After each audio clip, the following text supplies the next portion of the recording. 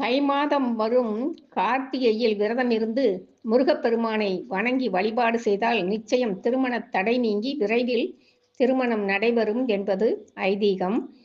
முருகனின் அருளாற்றல் கிடைக்கும் கார்த்திகை தினத்தில் அதிகாலை எழுந்து குளித்து முடித்துவிட்டு பூஜையில் முருகப்பெருமான் படத்திற்கு பூக்களை சாற்றி தீபம் ஏற்றி காலை முதல் மாலை வரை உணவு ஏதும் உண்ணாமல் விரதம் இருந்து மாலையில் முருகன் படத்திற்கு நைவேத்தியம் படைத்து தீபம் ஏற்றி வழிபட வேண்டும். கந்த சஷ்டி கவசம், சண்முக கவசம் போன்றவற்றை பாராயணம் செய்தால் செவ்வாய் தோஷம் நீங்கும், குழந்தை பாக்கியம் கிடைக்கும், குடும்பத்தில் ஒற்றுமை அதிகரிக்கும், மனை வாங்கும் யோகம் உண்டாகும், திருமண தடை அகலும், வாழ்வில் எல்லா வளங்களும் கிடைக்கும்.